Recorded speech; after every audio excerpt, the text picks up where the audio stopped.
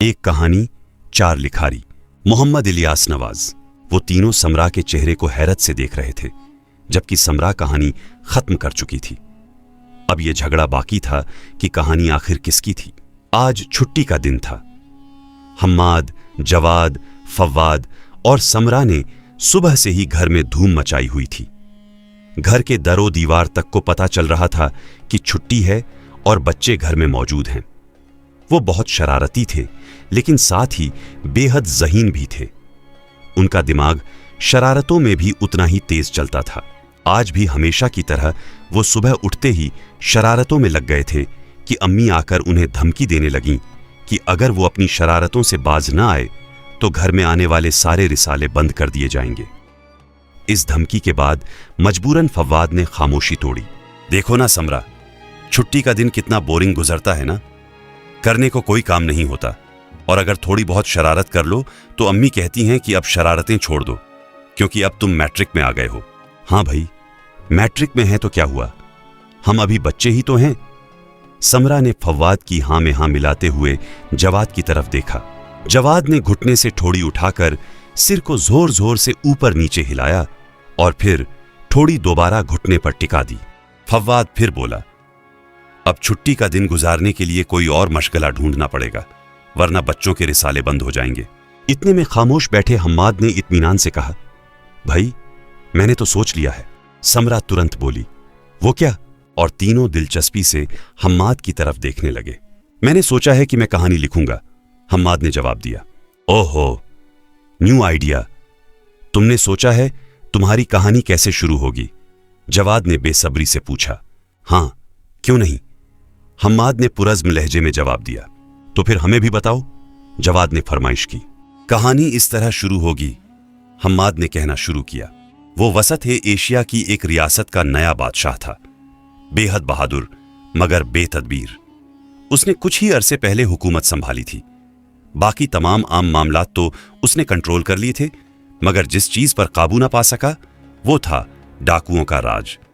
इसकी सबसे बड़ी वजह डाकुओं का मुंजम होना था, जबकि असर और रसूख रखने वाले कुछ लोग भी उनकी सरपरस्ती कर रहे थे।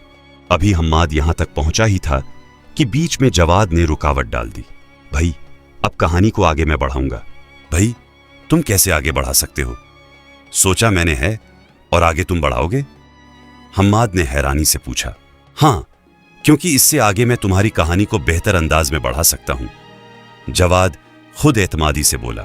दोनों में काफी बहस और तकरार हुई। आखिरकार हम्माद ने हथियार डाल दिए और जवाद ने उसी अंदाज में कहानी को आगे बढ़ाना शुरू कर दिया।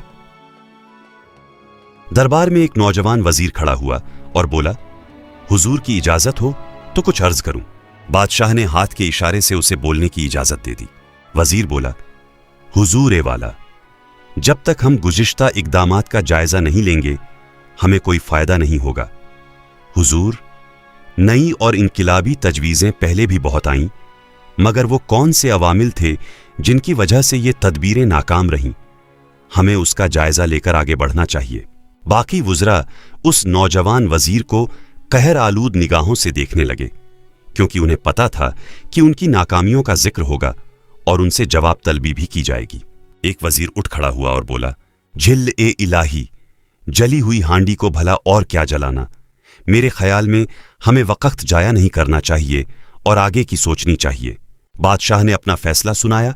हम तुम्हारी बात से बिल्कुल मुत्तफिक हैं। सांप वो थे जो गुजर चुके, और हम लकीरों को नहीं पीटना चाहते बल्कि उनके बिलों तक पहुंचना चाहते हैं।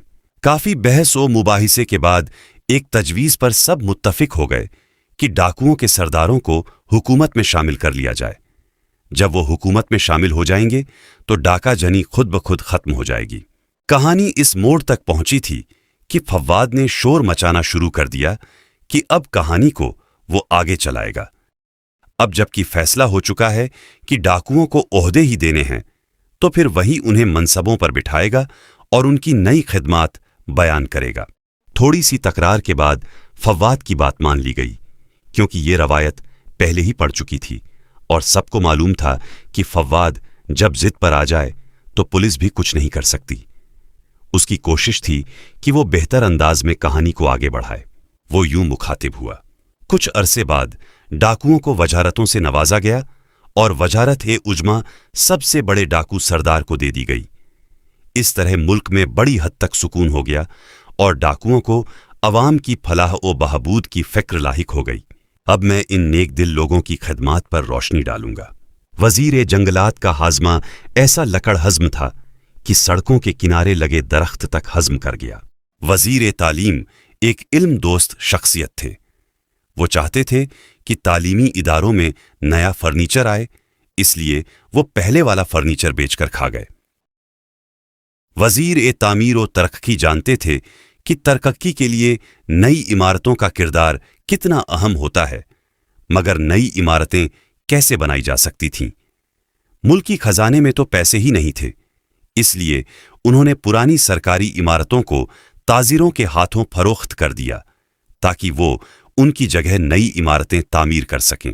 वजीर कानून ने अवामी सहूलियात के लिए दुकान लगा ली और इस तरह इंसाफ सस्ते दामों मिलने लगा। थोड़े से पैसों में अच्छा खासा इंसाफ मिल जाता था। वजीर खजाना ने मुल्क के खजाने की सफाई कर दी, बल्कि खजाने पर झाड़ू फेर दी। डाका डालने से पहले वो गलियों में झाड़ू दिया करते थे। अवाम की खिदमत करना उनका मुकद्दर था, सो वो वजारत तक पहुंच गए। अब समरा ने दोनों हाथ ऊपर उठा दिए। सब उसी की तरफ मुतवज्जे हो गए तो वो बोली, अब आगे कहानी सुनाने का हक मेरा है और मैं अपना हक किसी को नहीं खाने दूंगी। फिर उसने बोलना शुरू किया। सब वजीरों के बाद फिर वजीर आजम ने भी कौम की खिदमत में अपने हाथ धो ही दिए। हुआ यूं कि बादशाह अपने महल में परेशान बैठा था कि कुछ लोग बेरोक टोक महल में घुस आए और बादशाह से कहने लगे, हुजूर ए वाला, चलिए हमारे साथ। बादशाह ने हैरानी से पूछा, हमें कहाँ ले चलते हो? जवाब मिला, हुजूर, आप बिक चुके हैं और हमने आपको खरीद लिया है। बादशाह बेसाख्ता उठकर चलने के लिए तैयार हो गया और बोला, इस बिकी हुई रियासत की शहनशाही से तो किसी के हाथों बिक जाना अच्छा है। इतने में शाही दरबान आगे बढ़ा और बोला, हुजूर, अब आपको पता चला कि रियासत कब बिकी, जब आपका अपना सौदा हो गया। बादशाह ने सवाल किया, हमें किसने बेचा? जवाब मिला, वजीर आजम ने। वजीर आजम ने दस्त बस्ता मासूमियत से दर्द भरी आवाज में नजरें झुकाकर कहा, हुजूर, देखिए ना, मुल्क व कौम के फायदे में ये करना जरूरी था ना। आपको फरोख्त करके हम मुल्क व कौम का बहुत सा कर्ज उतार सकते हैं और हमारे पास बेचने को बचा ही क्या था। यकीन कीजिए, आपकी इस कुर्बानी को कौम हमेशा याद रखेगी। बादशाह ने फिर सवाल किया, हम कितने में बिके? महल के किसी गोशे से आवाज आई, अरे हुजूर, औने पौने ही बिके होंगे। इस मुल्क में हर चीज महंगी है सिवाय इंसानों के। बादशाह ने तीसरा सवाल किया, आप कौन हैं और हमसे क्या काम लेंगे? जवाब मिला, हम लोहार हैं और आपको हमारी दुकान पर चलकर लोहा कूटना होगा। और फिर बादशाह को तसव्वुर में अपने हाथ में फावड़ा नजर आने लगा।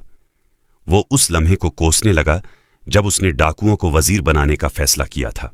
वो तीनों समरा के चेहरे को हैरत से देख रहे थे, जबकि समरा कहानी खत्म कर चुकी थी। अब ये झगड़ा बाकी था कि कहानी आखिर किसकी थी।